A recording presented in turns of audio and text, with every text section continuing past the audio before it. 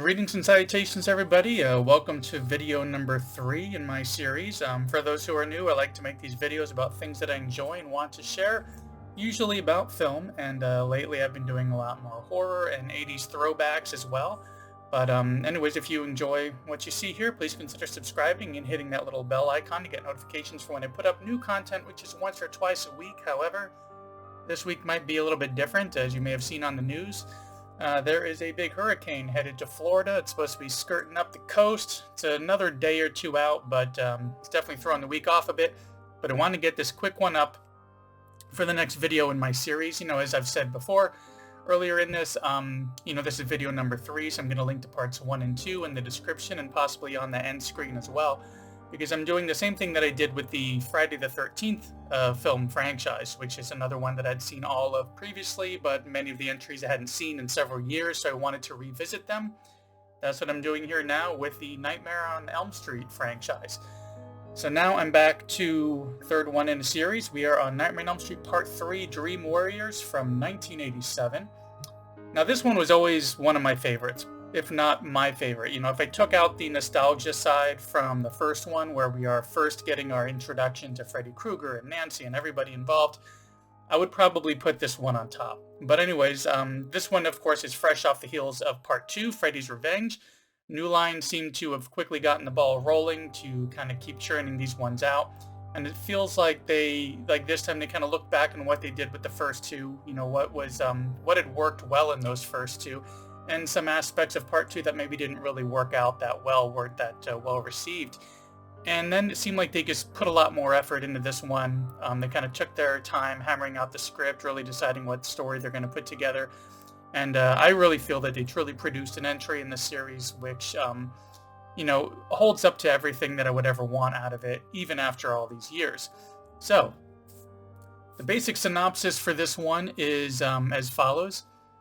A psychiatrist familiar with knife-wielding dream demon Freddy Krueger helps teens at a mental health hospital battle the killer who is invading their dreams.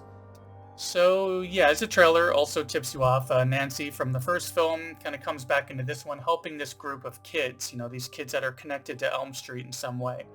And they kind of have amped up this one a bit, specifically for the dream aspect of it. So our new lead, played by Patricia Arquette, is at this facility trying to help her with her nightmares, along with this other group of kids that have all had, something similar happening with them. Some of these kids had turned to drugs, some have attempted suicide, and so on. But, within this therapy, Nancy's helping them kind of figure out their dreams and also who they are within those dreams. Almost like having superpowers in a way. What can you do in your dream when your dream is going well and you're in control of it all? So, for instance, we got one character who in his dreams, he's super strong, even just demonstrates while they're in the dream world, him like bending stuff apart, he's able to break through walls and everything.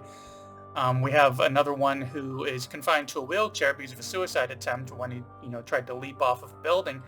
But in his dream, he can walk, and since he's such a big fan of basically their version of Dungeons and Dragons, he's also a wizard and can cast spells and everything. So it definitely adds some interesting aspects. And of course, another one of the characters, her quote about the way that she is in her dreams is that she's beautiful and bad and has these switchblades and everything. So it's interesting that you kind of get the situation where when they're in the dreams, it's not always a situation of the kids not knowing what's going on, being confused and being helpless. They actually have something else to draw on themselves. And the character played by Patricia Arquette can kind of pull other people into these dreams and, exert some level of control over it. But, of course, not everything goes smoothly, as they try to work their way through this situation. Several times Freddy is still getting the upper hand, of course. I mean, he is the one kind of running the show, but, luckily our lead having that ability to pull others into the dream helps them kind of regain that upper hand in a lot of situations. Meanwhile, the therapist is kind of working on this from the outside. He comes across this old nun who's giving him information about Freddy Krueger and Freddy Krueger's mother and how he came to be. And so while these fights are going on, this therapist basically has a mission to reconnect with Nancy's dad, find out where Freddy Krueger's body was hidden away, and give him a proper Christian burial to try to keep that, make that spirit basically move on. so he's not going to be able to haunt these kids anymore. But yeah, so we get these other aspects coming into it, which really made it a lot of fun. All the like superpowers, I guess you can say, from these kids.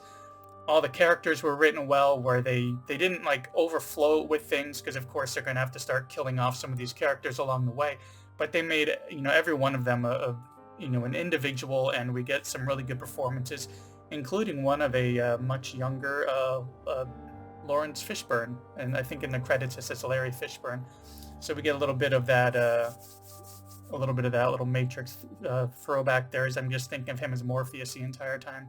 Not to be confused with Morbius, we won't go into that. Anyways, so yeah, we get some really ingenious kills, some humorous puns, though as we're getting that comedy, you know, that had happened with some of the future installments, it's not at that point yet where it's so over the top that you're just waiting for those one-liners and looking for, you know, almost looking at it like you're rooting for Freddy to just kill people in interesting ways. This was still a good balance between him being scary, still being seen as a bad guy, but he throws in some little puns and corny things here and there, little callbacks and everything. So we still lean a lot on that mystery and the horror more than the comedy side of it, which is where I felt this one really had hit that, what I call the peak Freddy, you know, and that this was for me, the culmination of everything that they wanted to do. It gave me everything that I wanted before later installments tried to switch things up a little bit more and lean into the comedy a bit more. So this one still, after all these years, is one of my favorite installments, if not the favorite in the entire franchise. And I'm really looking forward to diving into the others, because looking into this series before I started checking them out again, the only things that I remembered about some of the ones I hadn't seen as often was that Part 2 I didn't care for, and Part 5 I didn't care for, that I thought that Wes Craven's New Nightmare felt like its own separate thing outside of that series of films, and that the remake was alright, you know, just a little bit long, interesting take, but that's all I really remembered. So I really want to see what it's like now revisiting Parts 4, 5, and 6 especially, see how I like those. And that's why you should end up subscribing and hitting that little bell icon to get those notifications, because I am going to try to keep up with putting those up once a week. Unless this Hurricane Ian, or whatever its name is, ends up taking out my apartment, then that might be a little bit difficult, but we'll see how the week goes. So, you know, be sure to like and subscribe. I got another video hopefully coming up at the end of the week, as I'm still revisiting and visiting for the first time some of those Hammer films. I've been going through them previously, as you might have seen on the channel, and I'm looking to do another entry in the Frankenstein films with that. But anyways, quick summary for Nightmare on Elm Street Part 3 Dream Warriors. Yes, we get a cool music video by Dawkins. We get a cool new set of characters where they almost have those superpowers in their dreams. They've definitely upped the budget, both for the gore and the special effects, and just for the time that they had to tell this story. And I think it's probably one of the most well-rounded sequels within the entire franchise, and I think you should check it out. And speaking of checking out, thanks for checking out this little video, doing all those YouTube things, and I will see you in the next one.